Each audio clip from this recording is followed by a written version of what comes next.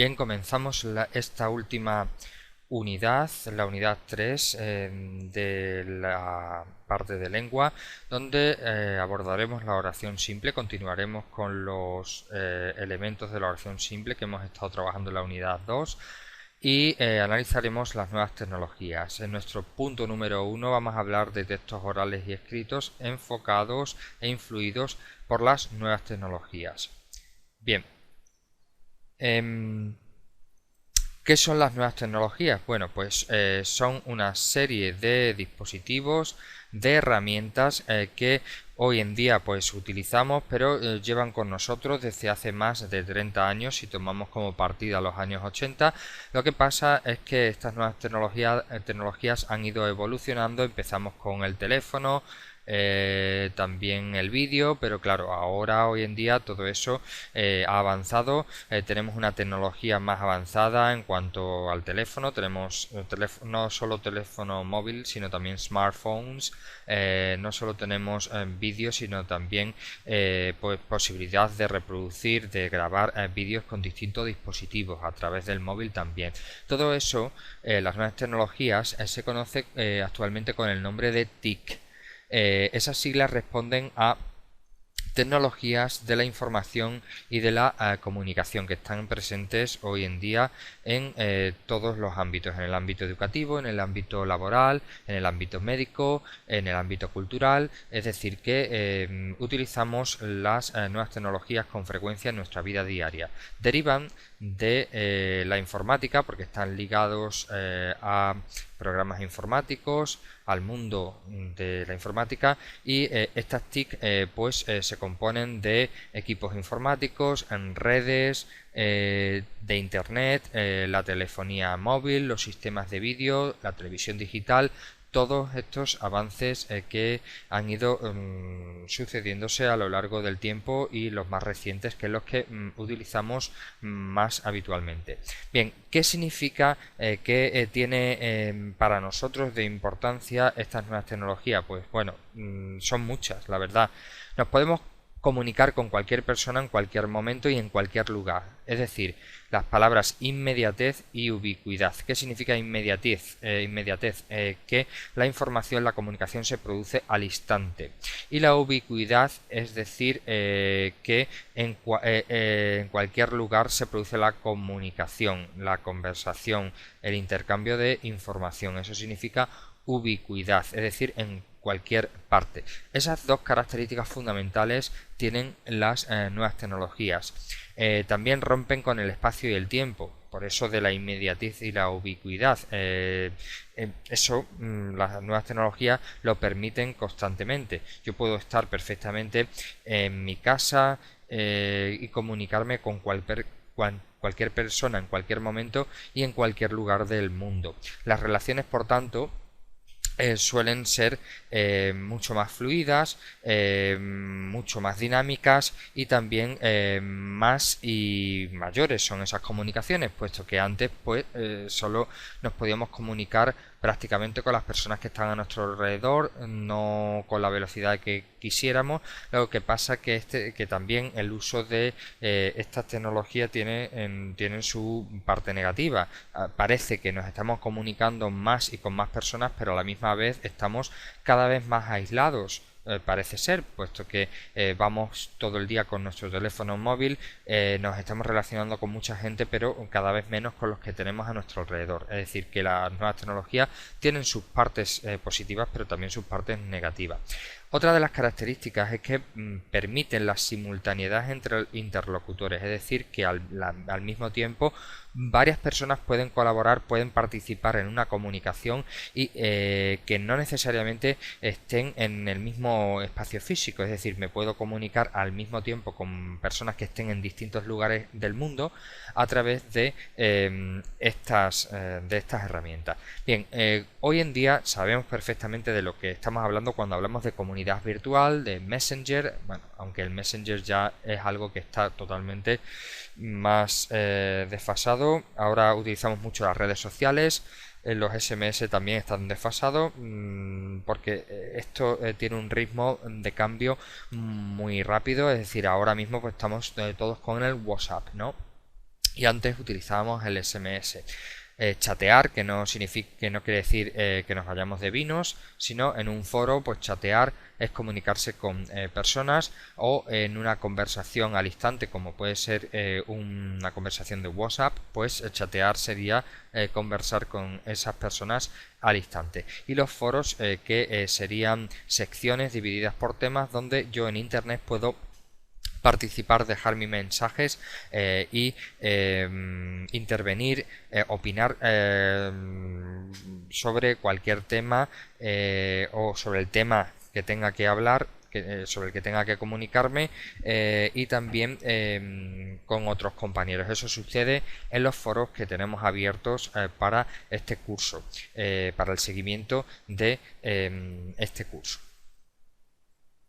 Bien, tenemos en el texto de la página 3, pueden parar la grabación para leerlo detenidamente, una serie de informaciones que vamos a resumir a continuación. Bien, este texto nos comenta, nos dice que la sociedad de la información en la que estamos actualmente contribuye a crear una sociedad del conocimiento.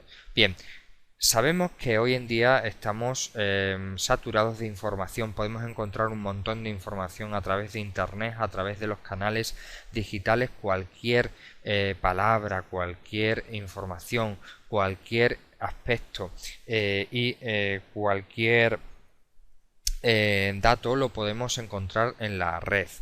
Pero bien, esa información puede estar dispersa, entonces poco a poco esa información se va estructurando, se va convirtiendo en conocimiento si nosotros también colaboramos en esa estructuración y en que esa información sea importante y no esté desperdigada. Entonces el paso siguiente a la sociedad de la información en la que estamos viviendo sería la sociedad del conocimiento, cuando esa información se convierte en aprendizaje y lo utilizamos para construir nuestro aprendizaje.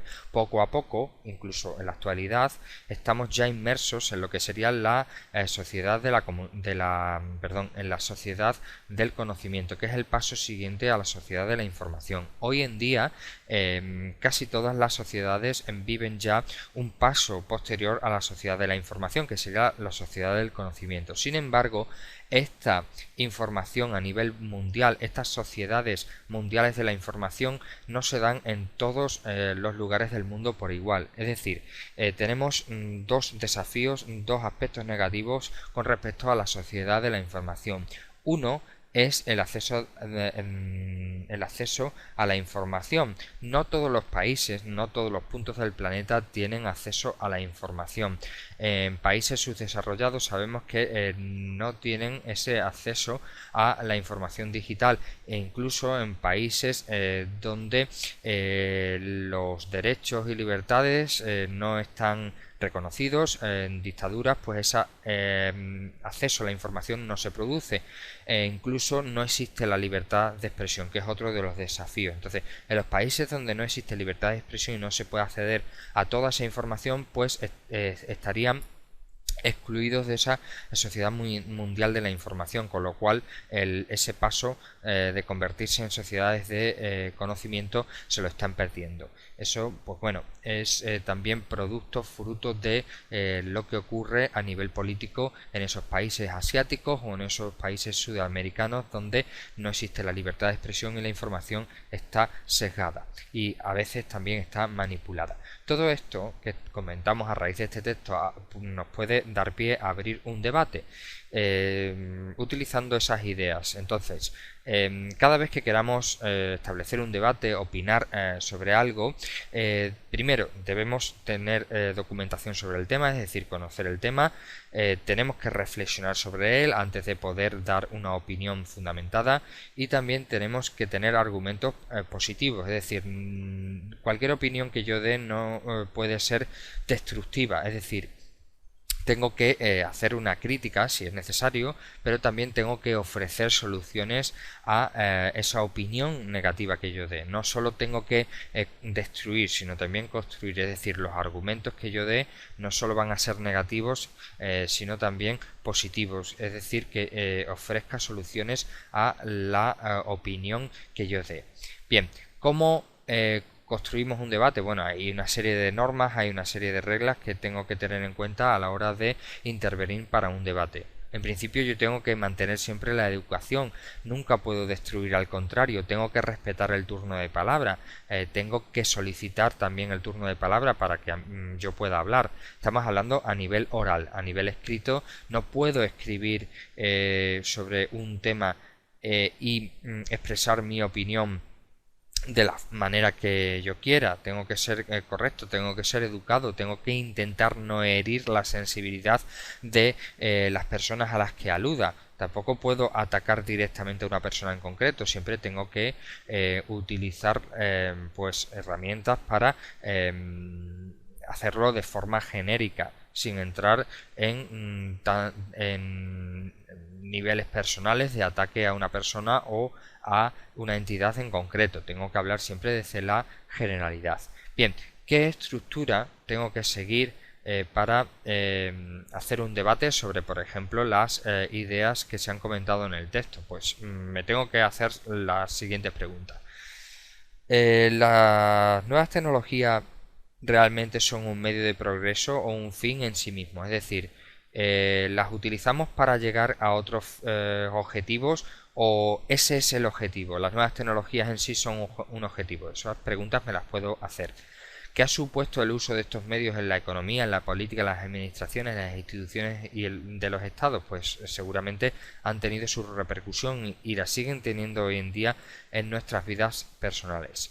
¿Afecta a nuestra libertad como ciudadanos de forma positiva o negativamente? Es decir, ¿estamos cohibidos por el uso de la tecnología? ¿Podemos vivir sin ella?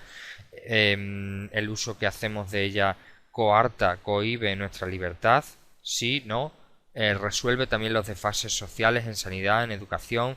Es decir, el hecho de utilizar la tecnología nos ayuda a progresar en la sociedad. Por ejemplo, en el contexto del desarrollo de las relaciones personales podemos decir: ¿para qué me sirven a mí las nuevas tecnologías? ¿Las uso, no las uso? ¿Me parecen prácticas? ¿En qué ámbitos, en qué facetas las utilizo? ¿Son un producto más del consumo? Eso es lo que debemos valorar. Es decir, tenemos que ser críticos con todo, tanto de forma positiva como de forma negativa. Pros y contras. ¿Cómo ha cambiado mi vida con el uso de esta tecnología en el ámbito comunicativo y lingüístico? ¿Ha cambiado nuestra forma de comunicarnos? Seguramente sí. ¿Cómo le ha afectado al código de nuestra lengua su uso? ¿Favorece la comunicación lingüística? Bien, al hilo de estas últimas preguntas podemos decir que el uso de las TIC ha provocado y está provocando un uso de la lengua a veces olvidándonos de las normas de uso, de la ortografía, de la acentuación, de la puntuación. Todo eso se refleja en nuestra manera de escribir. Cuando estamos escribiendo un texto para entregar, ya a veces cada vez se nos está olvidando más cómo lo tenemos que hacer. ¿Por qué? Porque seguramente estamos utilizando con mucha asiduidad las nuevas tecnologías, y eso hace que nos olvidemos de todo eso. ¿Por qué? Porque en la comunicación que se establece mediante esas herramientas pues se utilizan muchos iconos, muchos emoticonos, muchas faltas de ortografía. ¿Por qué? Porque está permitida la comunicación sin reglas, y eso hace que cada vez pues nos olvidemos de todas estas normas. Entonces ese sería un aspecto negativo de la tecnología, que también tenemos que reflexionar sobre ello. Bien, cuando hagamos un debate, tanto oral como escrito, tenemos que recordar esta serie de normas de las que hemos estado hablando, y también tener en cuenta que para nosotros un debate es lo mismo que argumentar. Entonces, argumentar tiene que ver con el debate. Por eso un texto argumentativo siempre va a ser un texto de debate, tanto para expresar nuestra opinión como para ofrecer pros y contras. Bien, la influencia de las nuevas tecnologías se ha visto principalmente en dos aspectos. Ha contribuido o ha influido el lenguaje especializado y las jergas sociales. Es decir, sabemos que todo lo nuevo que se está utilizando, que se está creando tanto a nivel científico como a nivel tecnológico en otros campos, viene muchas veces de países extranjeros y sobre todo se utiliza un lenguaje universal. ¿Cuál es el lenguaje? Pues el lenguaje que está dominando hoy en día en los ámbitos tanto económicos como políticos como científicos, que es el inglés, nos guste o no nos guste. Entonces ese lenguaje especializado influye en nosotros, influye en las palabras que estamos utilizando, que vienen de esa tecnología, y también sobre todo en las jergas sociales, porque los grupos diferenciados, los jóvenes, utilizan cada vez más esas terminologías, esa jerga, esos tecnicismos que vienen con el uso de la tecnología. ¿Cómo nos damos cuenta de eso? Pues nos podemos fijar en las siguientes características. Bien, en el uso de las jergas sociales, ya hablamos de eso anteriormente en otros vídeos. Los grupos sociales, en su mayoría jóvenes, son los que utilizan la jerga, utilizan esos tecnicismos, esas palabras que vienen de otro idioma. Bien, sobre todo también con el uso de la tecnología, ¿qué es lo que creamos? Creamos casi un chat privado, una comunicación semi privada, es decir, en grupos, en pequeños grupos, solo para determinadas personas. Entonces nos estamos aislando, pero también utilizamos esa comunicación con mucha confidencialidad, ¿vale? No la abrimos a cualquier persona, y también en vez de llamar de usted a cualquier persona, pues directamente la tuteamos. Bien, ¿qué supone también el uso de las TIC en nuestra vida diaria? Pues reformular reformular todo lo escrito de una forma muy oral, es decir, que escribimos como si estuviésemos hablando, es decir, tanto utilizando signos gráficos, imágenes, emoticonos, iconos, pero sin realmente redactar bien el texto, y prueba de ello es el WhatsApp. Cuando utilizamos el WhatsApp vemos que estamos utilizando abreviaturas, estamos utilizando tecnicismos, estamos utilizando palabras que vienen influidas evidentemente por las TIC y que están llenas de imágenes. Utilizamos nuestras normas sin prestar atención a la ortografía, a las tildes, a la puntuación. Eso nos pasa. Y también lo que queremos son mensajes cortos, que lleguen rápido, que no nos importa si hemos cometido algún fallo o no. Queremos comunicarnos inmediatamente. Por eso utilizamos también muchos símbolos, abreviaturas, una comunicación directa, una comunicación a través de una personalidad virtual, es decir, nosotros somos un avatar. En nuestro grupo de WhatsApp pues hemos puesto seguramente nuestro avatar, que puede ser real, una foto real, imaginaria, pero ese es nuestro yo, y automáticamente cualquier persona que nos tenga agregado pues sabe quiénes somos, y todo eso pues facilita comprender cómo me expreso, quién soy, y favorece mi identidad. Bien, seguramente ya sabemos que todo eso pues influye en nuestra forma de hablar, y seguramente en un chat, en cualquier conversación, podemos identificar todo esto que estamos diciendo con estas características, como por ejemplo en este diálogo que mantienen dos estudiantes. Pues como utilizamos abreviaturas y utilizamos cada vez más mensajes más directos, pues llega un momento en el que no entendemos, pero seguramente podemos entender este diálogo que se establece aquí, ¿no? Hola, ¿qué tal? Muy bien, sería ese icono. ¿Y tú? Regular. ¿Por qué? Tengo examen. ¿De qué? De lengua, y no tengo chuleta. Bien.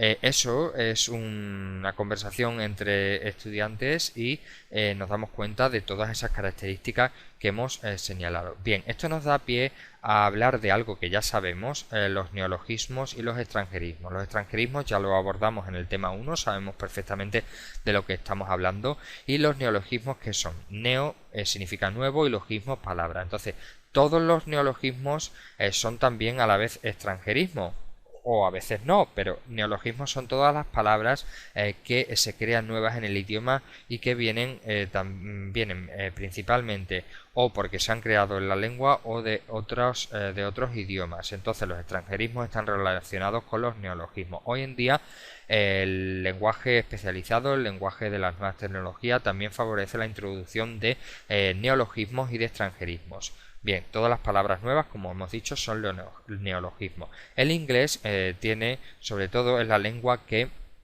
más neologismos, más palabras extranjeras nos aporta y que tiene más facilidad para utilizar la misma raíz, a partir de la misma raíz de la misma palabra, formar otros vocablos, como es el ejemplo de la palabra log, que significa registrarse en un sitio, identificarse. De ahí deriva login, que es identificarse, logout, que sería desconectarse, o la palabra find, que es encontrar, finder, que es un buscador.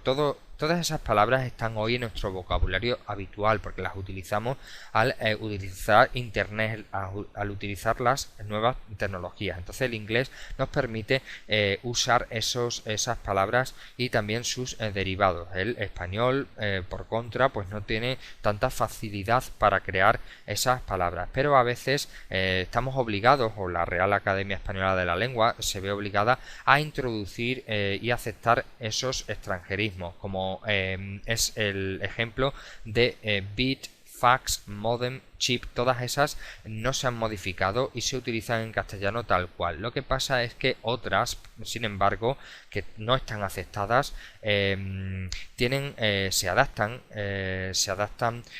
a nuestro idioma, pero con algunas adaptaciones fonéticas, es decir, a nivel de pronunciación, o morfológicas, es decir, a nivel del tipo de palabra. O sea, nosotros las convertimos, las adaptamos a lo que sería pues un sustantivo, un verbo, etcétera. Por ejemplo, cliquear, que viene de clic, la hemos adaptado fonética y morfológicamente al castellano. Chatear, que viene de chat, también la hemos adaptado al castellano. O resetear, la hemos adaptado.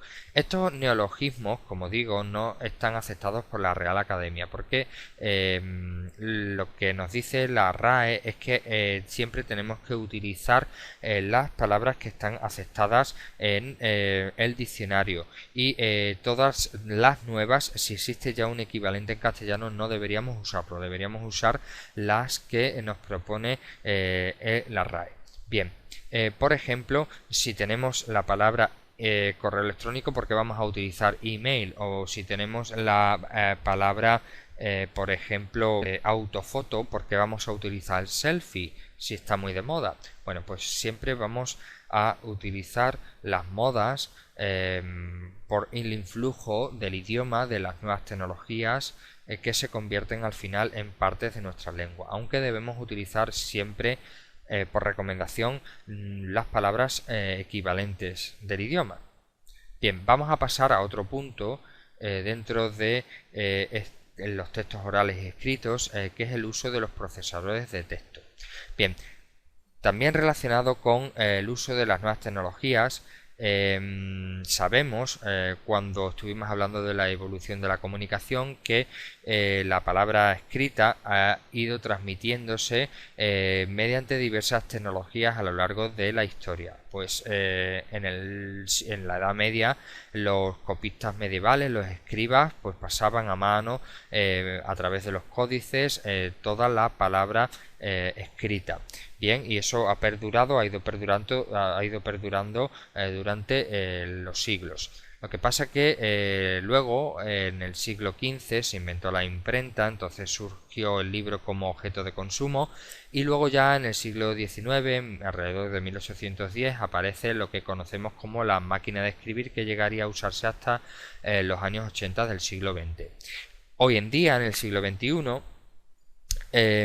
ya pues utilizamos, ya nos hemos olvidado de la máquina de escribir, entonces utilizamos el procesador de texto, que es una herramienta digital integrada ya en los equipos informáticos, tanto portátiles como de sobremesa, y eso nos ha dado muchas ventajas a la hora de transmitir textos impresos o digitales. Bien, Las características que tiene el procesador de texto que todo el mundo conoce son las siguientes. Primero, en una primera fase creamos el documento. Entonces ya pues nos olvidamos de el bolígrafo, el papel, de la máquina de escribir y directamente tenemos la hoja en blanco digital en la que escribimos el documento. Nos olvidamos ya de gastar tinta, solo estamos utilizando luz e internet, es decir, gastamos energía, pero estamos también ahorrando por otro lado el papel físico que tanto estamos consumiendo y que daña cada vez más el medio ambiente.